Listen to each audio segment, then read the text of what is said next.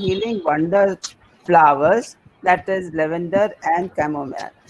Now, Jyoti, my friend Dr. Jyoti Marwah is going to speak about these flowers from Himalayan region.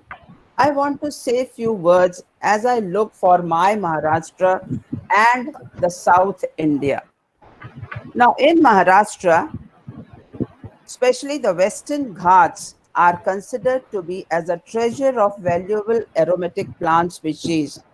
Aromatic plants possess odorous volatile substance which occurs in their, and they have essential oil in plant parts like root, wood, bark, stem, foliage, flowers, seeds, and fruits.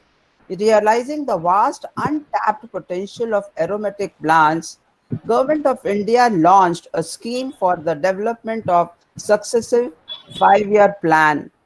Why aromatic plants are we should cultivate? Let us think on that, because they help in preserving knowledge, being natural, they are more nature conservant, and they have potential to have used as commercialized product, and farmers get higher returns of traditional crop more than traditional crops, and they are drought resistant and they conserve water. They can survive under drought conditions, like plants like vetiver, lemongrass, and geranium, and more than 50 varieties of such plants which can be grown in Western Ghats, which are there. In India and worldwide, the demand of aromatic plant materials is increasing due to recent changes in the lifestyle. So scientifically, we should encash this opportunity for the cultivation of these aromatic plants in Maharashtra and similarly in Tamil Nadu. And we should try to grow in each and every piece of land which is available.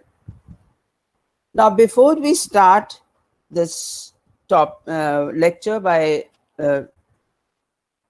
Jyoti, I would like to introduce her as a speaker. Dr. Jyoti Marwah is BA MA from Lucknow University, and she is done in Western history. You all can see her rolling slide. She has impressive profile which is being projected on the screen. The CV is so vast that all I cannot read. I have picked up few points from there. You all can go through the rolling screen. At present, she is the director of Masuri Fragrance and Flavors Industry. She is director of High Altitude Aroma Tourism for Wellness in Masuri. She was former principal of KLE Science and Commerce College at Kalamboli, Navi Mumbai. She has served as head of the department for ICL Motilal Junjunwala College for many years. She's been a SARC Research Fellow in 2011 and 12, and she was also a member of Academic Council of FFDC MSME Kannauj. She has many achievements, out of which few I can read out here. She was a member of syllabus reform for undergraduate and postgraduate courses, PhD courses, and worked for university member editorial board also. She was in the for the publication of Freedom First, a liberal publication, and she has co-authored for the revalidation of PG diploma in aroma technology, history of perfumery, basic and advanced aromatherapy for FFDC. She's been a research guide for Sri Lanka project, and above all, she has many reference books where she has authored. The list is there in the rolling slide. Few I can read out here. That is Magna Carta, Vinakshari, First World War Century, and on and on. She has educator conducted courses also and has presented many papers. The list is given in the rolling slide. Now, at present, she is doing project in Mussoorie Doon Valley, Uttarakhand, for skilling youngsters and women in value addition and creating end products for their livelihood. I welcome you, Jyoti, for such a wonderful career which you have been, and still your gist and your anthu is not over. You are still doing much better job. We welcome you to give your talk today, Jyoti. Thank you.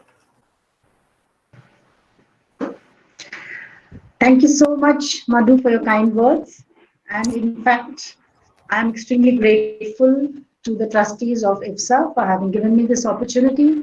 I'm also thankful to my ex-student Vasu for his kind words. He was always a very enthused student of ICL College, and we used to have a lot of discussions. And I think that is the result that we are energizing each other, that he is sitting on a principal's chair and I'm still after retirement continuing to work. And I'm grateful to Madhu for her encouragement also and her persuasion that we should come together and make this presentation for the members of IFSA. And with the kind of work that I'm doing here, I think it's just logical that I should take it to all my counterparts in IFSA to know that I'm still there, I'm still kicking, and trying to make my little contribution to society.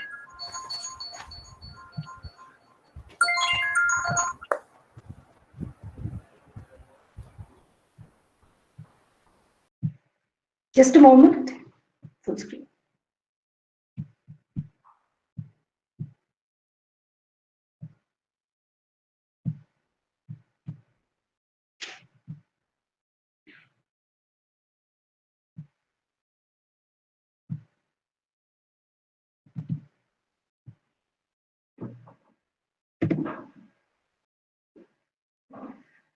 Uh, to the topic now, as assigned to me, and something which is I'm very passionate about and very close to my heart, is to make India completely self-sufficient as far as lavender and chamomile is concerned. When we talk of chamomile, we have two types of chamomiles that we are discussing today. One is Roman and the other is German.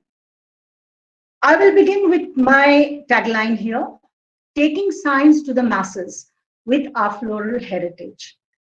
And my clues go on to two things, two knowledgeable people rather, and the two concepts that have been put forward by them. Dr. Birbal Sani, a paleobotanist, who has very appropriately said that we need to preserve our plant heritage, being as important as our cultural heritage, because this is something which has been a valuable contribution in the study of the Himalayan uplift and the kind of human activity that took place with the flora and the fauna. His counterpart, Dr. P.K. Gore, has put forward another view which supplements what Dr. Birbal Sani had to say. It is the degree of excellence and refinement of fragrance and cosmetics at any given period of a civilization, which can be taken as the index of the cultural development of that period. So as Rita ma'am just said, that olfaction is so important, and that is where we feel that we have so much of attachment, so much of understanding, so much of happy coming together and happiness, which can be generated with these concepts of aroma. So olfaction becomes a very important aspect of life. And therefore, our plant heritage comes into existence and becomes a major concept of our understanding of each other. Himalayas, just a cursory look at what the Himalayas have to give us. The Himalayas are a repository of herbs and the food for health, which are so important as far as the nutraceutical components are concerned. We'll quickly look at it as millets, spices, wild medicinal trees and plants, aromatic trees and plants, and the environment-friendly trees. When you look at the millets, it's ragi, it's Himalayan Jhangora, it's Amranth, or what we call as Mart in Maharashtra, spices, Bangjira. What is more interesting here is that I would like to add that India has acquired a patent in Bangjira. It's such an excellent aromatic plant, and the kind of contributions that it does as far as the nutraceutical aspects are concerned is innumerable. We have Jakhia, which is a Himalayan, some kind of a Himalayan mustard. We have Jimbu, which is an aromatic leaf garlic, which is a dried aromatic herb. And the people outside the Himalayan regions know very little about it. Then you have thyme, oregano, rosemary. You have wild medicinal trees and plants like rhododendrons or burans, timru, which is a toothache tree, the xanthosylum, kapur kachari, calamus, the Indian spikenard, the jatamasi as it's known as, or valerian. Then you have rosehip or rosehaw, aromatic trees and plants such as magnolia, lavender, rosemary, chamomile, banjira, jakhia, lemongrass of the high altitude. Again, not much work has been done on this aspect, that is Simbapogon distance. We need to work a lot on this, and it's an excellent plant that needs to be taken up in the Himalayas. Environment friendly trees like silver oak or banj, which is the state tree of Uttarakhand. And it's so important because wherever there is banj, you will find water, underground water levels are very high.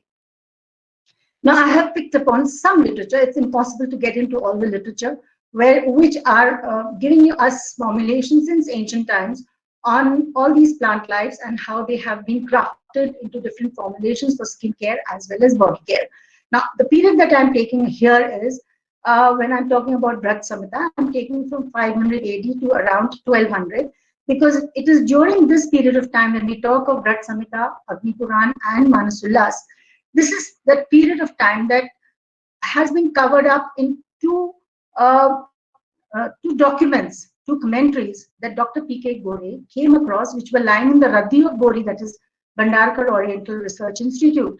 And these two have been so valuable as far as issues of Gandhavad is concerned, or issues of aromatic ingredients are concerned. So we look at these two things importantly from the point of view that probably there is a connect between Brat Samhita, Agni Puran, Manasullas, as well as the two documents which were recovered by Dr. Gore, Gandhsar and Gandhavad. Gandhavad has a commentary in Marathi.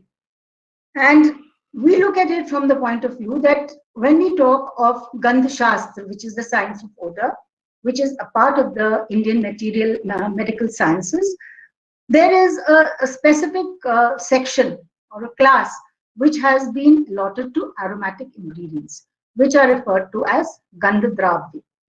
And it is this Gandhadravya which is also looked upon by Gangadhara in Gandhasara, and it has been divided into Vargas and Classics. And the importance that I'm talking about this is here is going to follow hereafter. So you have plants which are used for extraction of oils. You have plants which are species which are edible. You have medicinal value plants for various diseases. Now, when you look at Gandhadravya, that is the various ingredients which are bearing the aroma, these have been interestingly outlined or classified into 8 essentials of perfumery, based on, as Madhu ma'am had just said, that it's the plant in itself, whether it's the leaves or the flowers or the roots or any part of the plant, it has some bearing as far as when you're talking of aroma. So leaves, flowers, fruits, barks, wood, roots, exudation for plants, organic products, all these 8 classes have been identified as Gandhadravya, and we find that it has a place in Gandhasara. And very interestingly, this 8-fold classification is also found as the essential of aromatherapy. So when you talk of flowers in aromatherapy, you are looking at extractions or aromas from flowers. Why? Because they are sedating and relaxing. So we have to basically, when we are practicing aromatherapy, we have to look at what is the purpose of our practicing that particular therapy, which is based on aroma. So when you're looking at flowers, you are either looking to sedate or you're looking to relax. When you're looking at raisins and barks, they are heaty. So they are making the body fluids move. Leaves, they are cooling, so they are close to the hemoglobin structure. Roots, they are grounding and they help to develop confidence. Roots are growth oriented and therefore they produce expanding and a stimulating effect. Exudations and organic products like camphor, waxes, honey, all these have their healing contribution. Now, all these plants, I've just mentioned a few over here. We all know about these plants and we all know about how we make use of chandan or gulab or tulsi or whatever. And these plants find place in the literary sources. They do find place in our pre-Vedic times, they find place in the Vedic times, and they find place in the post-Vedic times. And what is wonderful about it is that science has basically gone to support their use. So whether it is palynology, whether it is carpology, whether it is archaeological evidences, whether it is paleobotanical studies, you will find that there is tremendous support for all these plants being used in a different manner for healing of or for basically sustainable development and the sustenance of plant. This is a very interesting slide because when we look at these aroma plants, when we look at these aromatic plants, see the amount or the scope that we have or where we can work from and where we can end. You are working from land to lab, from lab to basically value addition and trying to seek wellness and making end products. So cultivation becomes a very important aspect of understanding these plants and their components. Distillation could be high dose steam or CO2 extraction. Therapies and wellness practices, wherein you understand the anatomy of the human being and therefore you are working out on therapies. You are blending and formulating because you know the biomolecules and therefore you blend your formulations. You're working for fragrances to create natural perfumes which are ex aerosols. That's what we need to do now. Flavors, you create food palettes or then you are creating extracts for medicinal purposes. You are designing and processing aromatherapy products for skin and hair care, or you can become an aroma nose to basically study and understand the components of the essential oil or the extracts. And like an artist or a composer, you are making your aromatherapy end products. And above all, today, what becomes very important is becoming a specialist in the aroma tourism destination creation, which will be centers of wellness, where you can practice aromatherapy or you can even practice vastu. Now, looking having understood this background and having understood what basically aroma can do, what I have tried to do is I have tried to define it as dasha iskriti, meaning 10 in Sanskrit, dasha meaning 10, iskriti meaning basically moving towards wellness. So dasha iskriti, which is the definition I give from the point of view of these 10 aspects of aromatherapy. That it is through touch communication, through massage, through skin manipulation, through ingestion or gastronomic delights, or through the olfactory bulb, that is your limbic responses.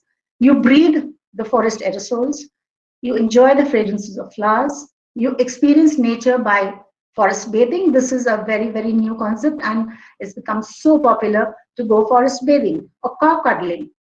You build your lung capacity through yoga or through exercise, and vaporizers help you to additionally gain benefit from it.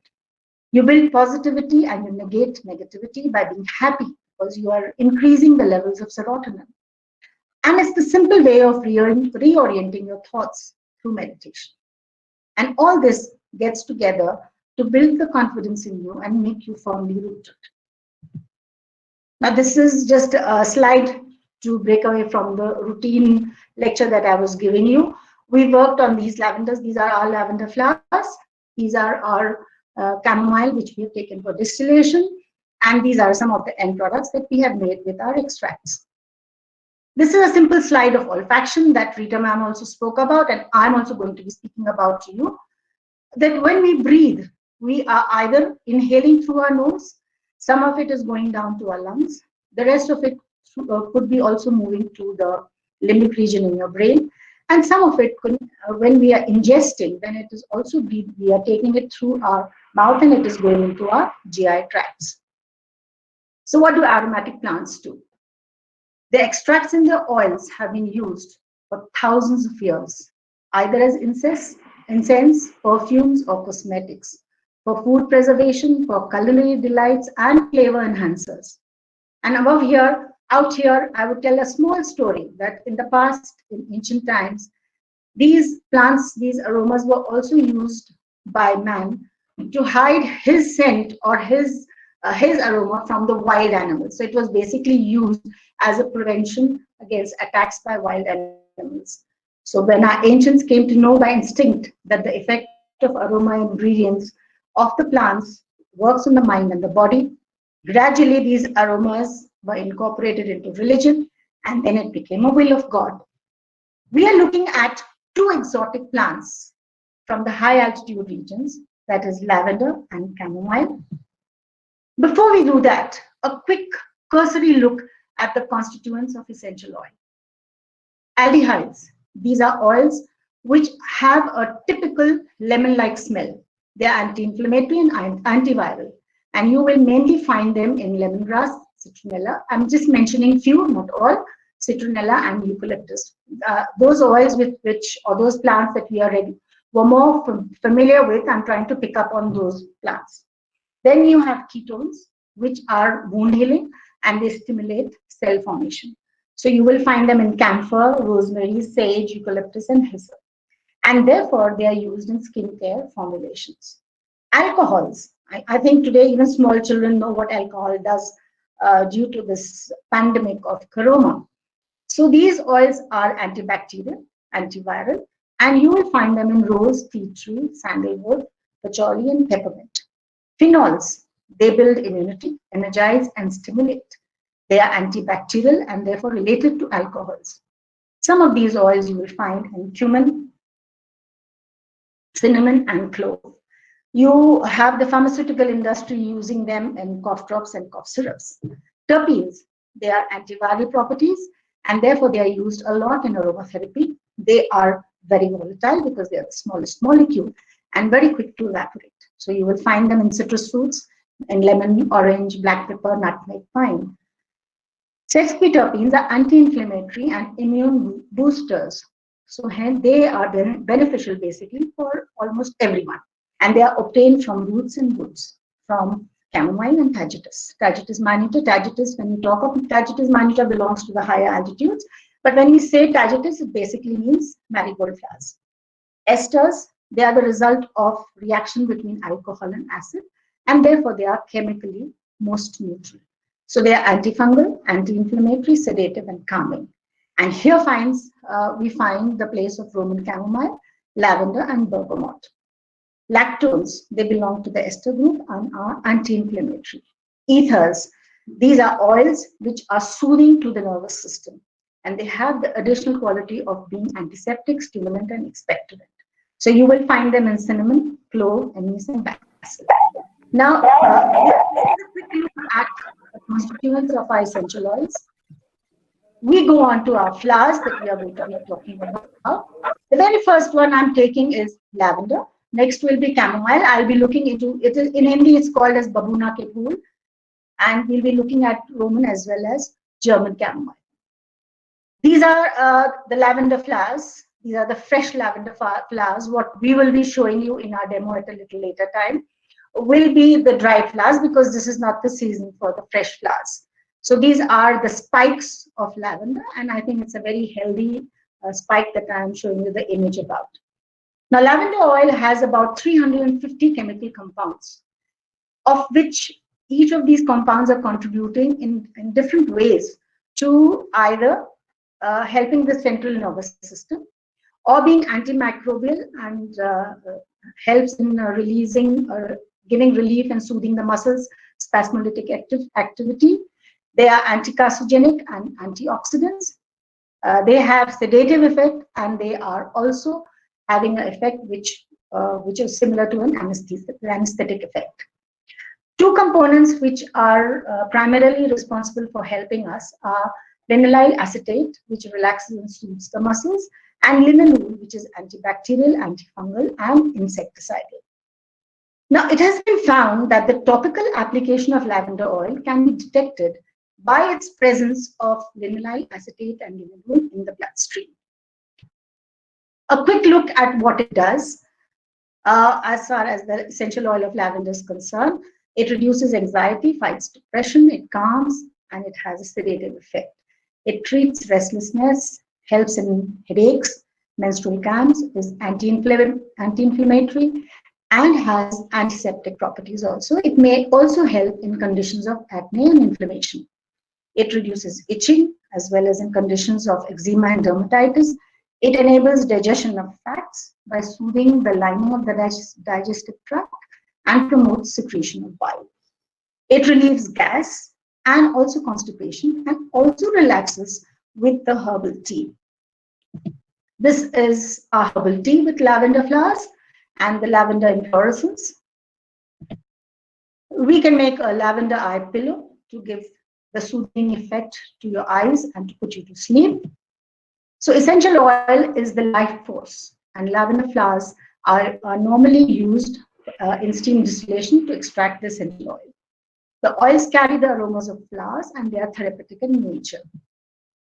Lavender essential oil can sometimes be used neat on the skin, but I would advise not to take that kind of a risk. But it blends well with many essential oils. Now, there are skincare therapies with essential oils, so you can massage for skin rejuvenation. Which helps in removal of blemishes, age spots, acne, forming the facial skin. It can be used as face packs and body polish, what we in Indian culture refer to as uptons. It relieves pain and relaxes spasms of the body, and it makes the skin look young and exuberant. For hair care, it's an excellent oil for hair care. It can be massaged to the scalp and to the hair. It relieves stiffness and promotes lymph drainage. It softens and soothes the hair. Now, when I talk of hair, I don't think many people understand that when you see just a hair, you think it's just some kind of a single cell structure which is elongated and things like that. No, it has three layers. It has it has cuticle, cortex, and medulla. Medulla may sometimes be absent. So very fine and thin hair will probably not have this third structure, which is the medulla. So I've tried to give this image for you to understand that when you talk of hair, you have to take good care of your hair. You have the cuticle, you have the cortex, and the medulla. Now, cuticle is almost comparable to the scales of a fish. If the scales of the fish are or your cuticle is ruffled, it will rise, and all the pollutants and various changes in climatic conditions, etc., would either dry the hair or would make the hair more oily. So we have to see that the cuticle is soothed. It's not raised like the scales of a fish. And cortex is carrying the pigment, or basically it's carrying the gene structure of your hair. So medulla may or may not be there because that gives a stiffness to your hair. So you have to take care of your hairs to see that the cuticle is not ruffled and the scales like the fish are settled one on top of the other. Now, lavender has hair benefits also in conditions of lice. So if children are having problems with lice or with nits, we can get rid of it with just simple lavender. And you have to apply it to I'll be telling you the technique of how you're going to be using this essential oil at a later time. And leave it on for 20 minutes and then shampoo it. It is effective in alopecia and dandruff. 8 drops of essential oil can be added to 2 spoons of almond or castor oil and massaged to the scalp. It is also an insect and a bug repellent. You can make soaps yourself. It's not very difficult to make these soaps. You just have to add the lavender buds and lavender essential oil, and you have your soap ready for use. You can make these moth repellent sachets, which you can put in your clothes cupboards or in your bookshelves for a good fragrance. You can make your own candles, melt and pour scented candles. Material is available. You just have to melt it, pour it into a candle stand, and then add a few buds, probably add a few drops of essential oil, and you will have your candles ready. This is excellent when you make a lavender floral spray, a freshener and a skin tonic, because you will find, especially in the plains, like here in Missouri now, I don't experience this kind of a heat. But when you're in the plains, or even particularly in Mumbai, or areas where it's very humid, you will find that this facial mist is an excellent toner and a cooler for the skin. It cools the skin down. It boosts the circulation and keeps the skin firm. You just have to take 2 spoonfuls of lavender buds, submerge them in 100 ml of drinking RO water, which has been pre-boiled, and then keep it for a few days, and then strain it and put it in a spray bottle, refrigerate it, and use it to cool your skin and refresh your skin, and use it as a freshener. Food grade lavender is excellent for flavoring. So you have anything on earth can be made by this food grade lavender.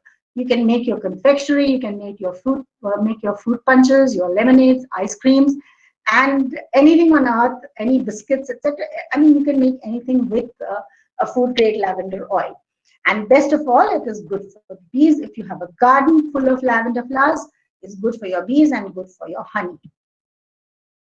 We, at this point of time, will take a little break, and I will put before you a little recipe and a very quick demo. I'm not going to take time here. We've almost pre-arranged everything for you, and you can take down this recipe and see that this procedure gives you a lavender infused herbal oil, and I'm sure you're going to enjoy it. So the ingredients are only three: 30 grams of lavender inflorescence, 50 ml of vodka, okay, 200 grams of carrier oil of your choice. The procedure is going to be: soak the ground flowers of lavender in vodka for 8 hours to loosen the chemical bonding and release of the fragrance. Add the carrier oil of your choice. It can be anything as far as a vegetable or a carrier oil is concerned: avocado, sesame, perilla. Perilla is, as I told you, bangjira, which India has recently patented, apricot seed oil, etc. Set aside this concoction that you have made. Set it aside in a sprouts warmer or in a warm place by maintaining the temperature at about 38 to 40 degrees for 1, 2, or 3 days. And then you can strain the oil for the hair or for your face through a muslin cloth. This would have made a heavenly lavender fragrance oil, which will transport you into a trance and into an ecstasy. We are going to have Yachna making this little quick demo to show you how we made this lavender infused herbal oil.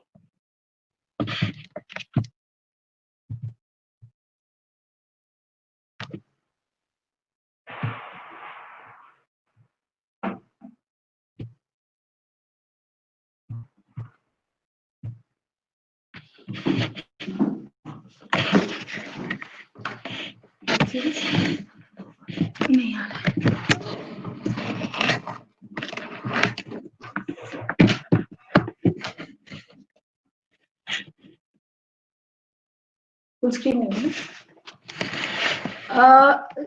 Can you see it, or do you want me to make it full screen?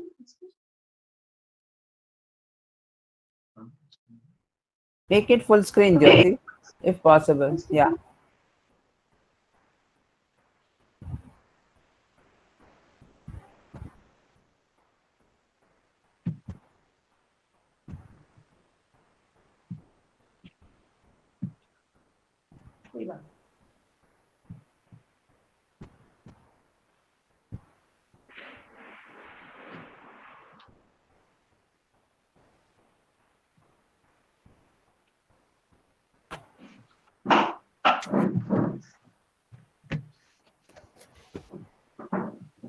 Yes, it's fine. It's fine. Good afternoon, मेरा नाम याचना है और मैं आपको आज बताऊंगी कि किस तरह से हमने अपने लेवेंडर से हर्बल ऑयल तैयार किया। ये देखिए, ये हमारे लेवेंडर स्पाइक्स हैं जिसे हमने ड्राई करके रखा हुआ है।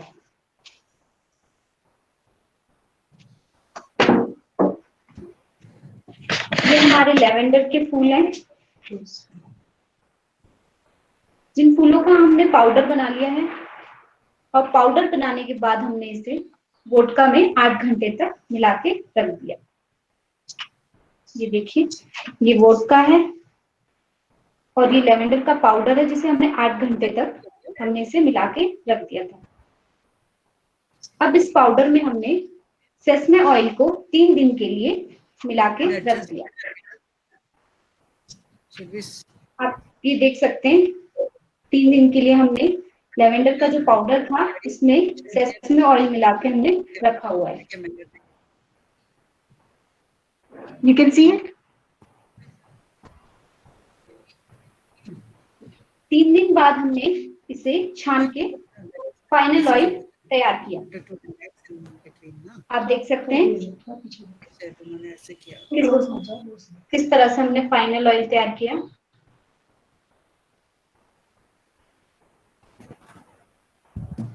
बहुत अच्छी खुशबू है। आप भी इस ऑयल को घर में बना सकते हैं।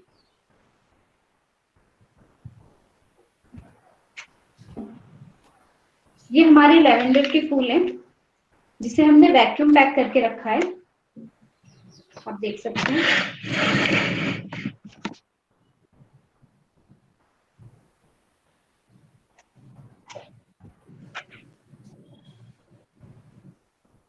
ये हमारे लेवेंडर की शैचे हैं जिसे आप अपने घर में, अपने कबर्ड में, अपने रूम में आप रख सकते हैं, जिससे कि आपको बहुत अच्छी खुशबू अपने कबर्ड में, अपने कपड़ों में। अरे हेलो टीचर।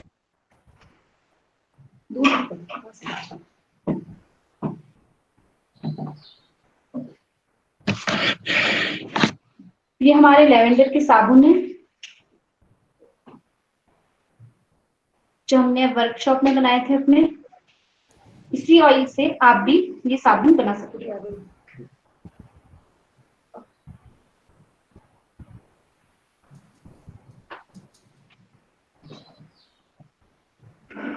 मैम आपको कैमोमाइल के बारे में बताएंगी। उससे पहले मैं आपको ये बताना चाहूंगी कैमोमाइल 2 तरीके के होते हैं। एक होता है इंग्लिश कैमोमाइल जिसे हम रोमन कैमोमाइल भी कहते हैं, और एक होता है जर्मन कैमोमाइल। आप दोनों में फर्क देख सकते हैं।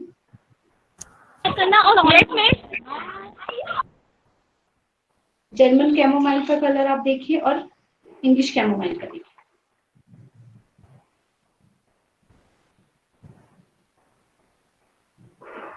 We are going to now be talking about chamomile, and I thought this would be a very important way and a very good way to introduce the difference between the two chamomiles. If you can see, this oil has a very dark, deep blue color, and this is a refreshing light yellow, almost transparent color when you talk of English or Roman chamomile, and this is German chamomile.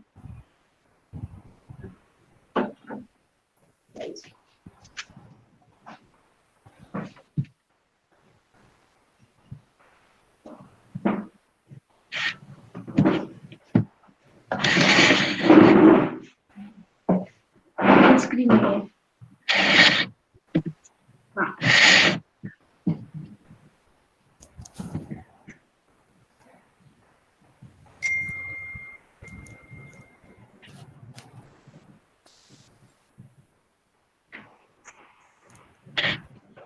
I think we made that little introduction to chamomile when we're talking of German and Roman or English chamomile. Now, to begin with, both the chamomiles are a heavenly gift. They can be used in flavor as well as in fragrances. When you talk of flavors, you can flavor your confectionery, your lemonades, your tea, your sweet, your ice cream, and make any number of Indian sweets also. And when you talk of fragrance, it's perfumery, skin and hair care cosmetics, toiletries, sachets, and for your clothes closets, bookshelf, etc. This is, we have grown, this is German chamomile, which we have grown in the Doon Valley.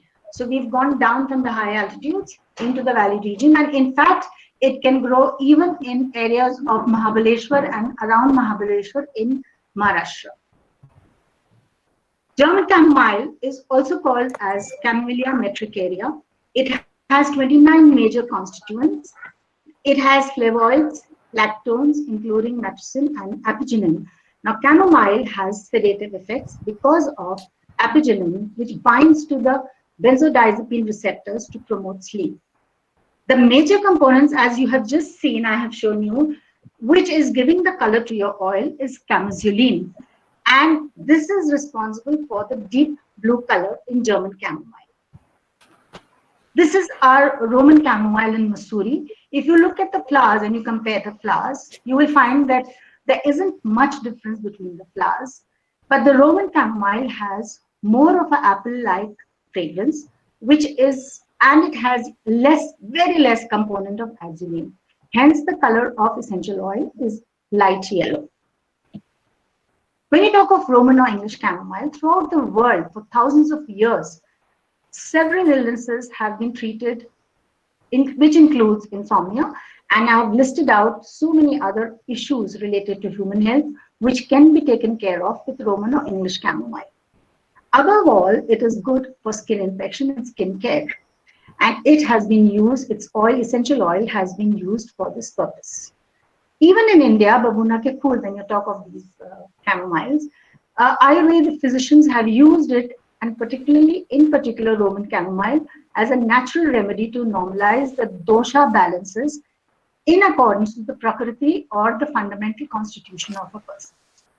Being a neutral oil, it has cooling energy and it reduces the surplus of kapha and pitta dosh to balance the vata dosh. The chamomile tea helps in stress issues, insomnia, high sugar levels, anxiety, tension, as well as lethargy. We have made for children chamomile candy because we realize that things with chamomile which can reach out to different age groups of people, particularly after Corona, would be a help. So we have already experimented with making chamomile candy, which children would like to take, and a little chamomile goes into their system. We also have experimented with confectionery, and we have combined chamomile with dandelions. Now, dandelions today are being promoted as health food. So whether it's the root of a dandelion, or whether it's the flowers, or whether it's the leaves, they are being used as health food. These are the dandelion flowers. And if you look at dandelion, it's basically a woe. It's a farmer's woe. It's such a weed that it can never escape the farms. It's always there. Roman chamomile is also known as Chamomilla nobilis. It's best known for its hypnotic effect. It relaxes and calms the digestive system. The terpenoids give it a unique flavor and fragrance, and the flavonoids are strong antioxidants that boost the immune system and are anti-inflammatory. Now, having discussed these two flowers, we move into seeing how we can use these flowers as a therapy and the aromas from these flowers as a therapy. So either it will have a skin pathway, or it will have the respiratory pathway, or olfactory pathway, or then through mastication and ingestion. Skin is the first line of defense, and it functions, as we all know, for protection, excretion, temperature regulation, and being the largest organ, it suffers the most for various reasons. Can be the environment and can be our own malfunction of the endocrines or the metabolic disorders or the stress and the tension. Now, the importance of skincare comes in here, whether it's the face or whether it's the body. We can use these essential oils for massage to increase the blood supply of the skin, for better nutrition, a healthier skin, and it also augments lymph drainage, therefore making the skin more healthy. Today, the theory of mind and skin has acquired tremendous importance. So it is also being used as an interpretation and a treatment for many dermatological or skin disorders. What I've tried to do through these few slides is now just to bring in the image of how we are to be manipulating our skins, whether it is our skin, whether it's on the face or in the body, and the space becomes very important because of a reason, and that I'll be telling you now. This is the muscle layout, and these are the muscle bundles which are there on the face, as you can see it. Look at the profusion of blood vessels. That's why if you are cut on the face, you get a wound on the face, it heals rapidly because of the amount of blood supply. Then you have the facial nerves. It's a very sensitive area, and therefore it has to be handled in a very mature and sensible manner. And looking at this, what I have put before you is the facial massage movements, which is the wonder of touch community. It's not a OTC. I mean, you just go and over the counter, you get an essential oil or you get a formulation and you think you can work it out. No, it has to be worked in a very special manner. And these are the steps that I have put, which way, looking at the muscle bundles, the arrangements, I have put these movements for your understanding. Now here, I would caution why, is that on your face, your skin is attached to your muscles. So if you're going to be rubbing the facial skin in a direction which is not congenial, you are going to be pulling at your muscles also. So you are going to look haggard at a much earlier age. We go into the next aspect, that is circulation of lymph and lymph drainage. The lymphatic system is a sort of a secondary circulatory system that is very closely connected to our blood circulation. It consists of lymph vessels, which is the lymphatics, and the lymph nodes. Unlike the blood circulation, there is no heart, which is going to be pumping it. So the lymph is circulated with muscle contraction. So exercising becomes important. And therefore, the push and pull of the fluid is through the lymph vessels. Or then there has to be an external force, which is you massage, and therefore you push your fluids up and down the lymph vessels. This is an image of the face and the neck. Look at the amount, look at the lymph from the face, how it drains via the lymphatics into the lymph node in the head and the neck, and the lymph finally drains into the deep cervical nodes of the neck. We are breathing. I mean, now we are coming to the next pathway, that is the respiratory pathway. We are continuously breathing. So we are experiencing aromatherapy as long as we live. And we are nourishing our body with the oxygen, which we are taking from the immediate environment around us. So the quality of air which is around us, it becomes extremely important because it is impacting us physically, physiologically, and psychologically.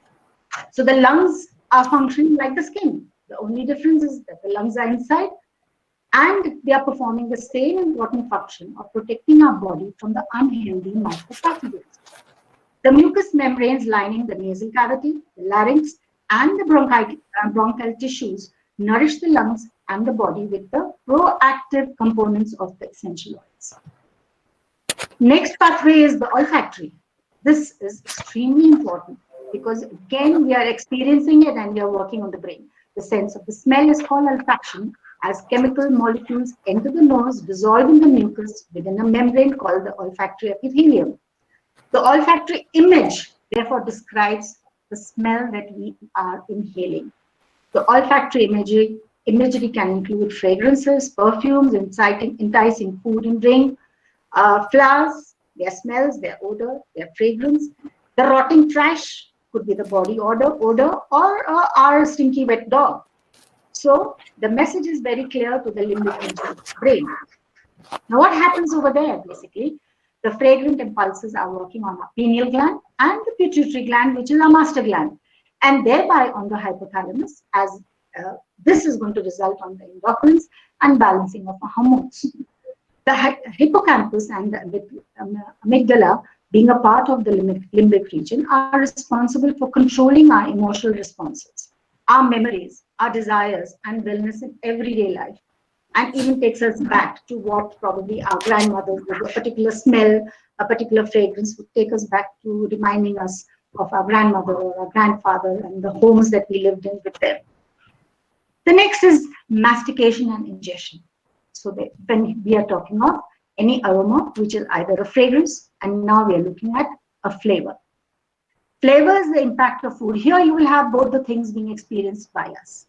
Flavor is the impact of food on the chemical sense receptors in the nose as well as the mouth.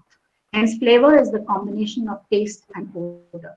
The soluble and the non-volatile substances are released from food when we are basically chewing, and this stimulates the taste receptors. When the volatiles are released, they reach the nose epithelium to give the odor sensation through the retronasal path. Therefore, the stages of food in the mouth, basically, ingestion of food are ingestion of food and bite, mastication, process, and then swallowing. So mastication governs how aroma compounds are discharged from the food matrix when humans are chewing or place the food in the mouth. Volatiles interacts with the nasal epithelium. Swallowing and nasal airflow determine the effect of the odor compounds on the olfactory receptors, which are responsible for detection of odorants in the nasal cavity. Having looked at these four pathways, I have something very interesting to tell you, uh, and that is aroma dressing. Simple thing, like we dress up with our favorite clothing, etc. I have a little suggestion here. With an environment which is vitiated with toxicity, pollutants, etc., there's a good way to protect our body and to create this well-being. So daily after a bath, if we can follow a regular regimen of an appropriate essential oil application over the body before we dress up, this is going to exude fragrance in the environment, but it will also help us to protect us from the various multitudes of viruses and bacteria in the air. So essential oils of an individual preference can be used for this particular therapy at our individual end. So aromatherapy and the methodology of use becomes very important for me to put a stress on. I mean, you can't just use essential oils directly. Use essential oils. Why? Because they are a life force of the plant. And so interestingly, they add their life and intelligence to the body, to the human body when it is inhaled or ingested. Unlike fragrances which are synthesized or chemically formulated or isolated from natural sources, essential oils contain hundreds of chemical components which I had just spoken about when we were discussing lavender and chamomile. Now, when we make a blend, we have to keep this particular aspect in mind, that the volatility gives them a top note, the middle note, and the base note. So we have to blend our oils, keeping this in mind, the top note, just like an artist would make his music composition. So you keep the top note, the middle note, and the base note in place. Then this is taken as a treatment in a carrier oil, which is a vegetable oil, and gels. Any of thing of your choice can be taken here, and then apply it to yourself, because essential oils are highly potent and not to be used directly. Interestingly, these two slides are adding new concepts or aspects to your thought process. We can look at aromatherapy, which I would love to call as Sugandh Chikitsa, with our techniques of Ayurveda, and sometimes also with Vastu. Aromatherapy oils can be combined for detoxification techniques in the practice of Shirodhara, feet or hand reflexology, lymph drainage on the head or other parts of the body, and skin polishing, that is making use of it as uttar. These aromatherapy oils can also be used in Vastu when they are combined for diffusion in the right direction.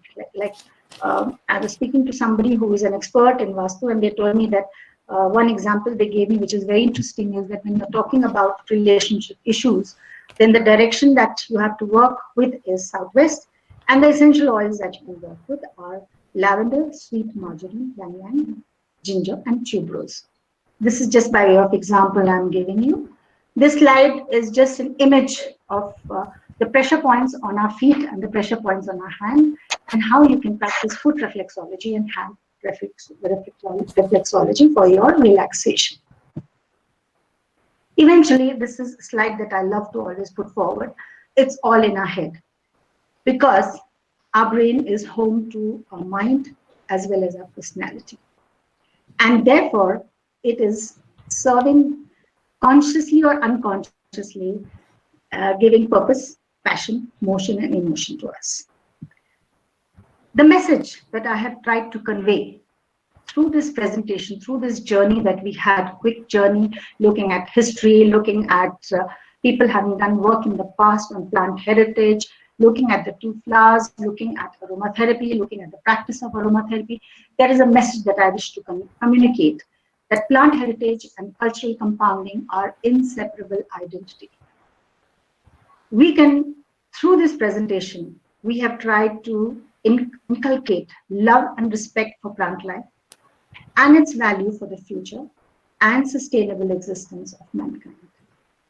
We put before you our signature song that highlights the purpose of our organization and the methodology of reaching out to people.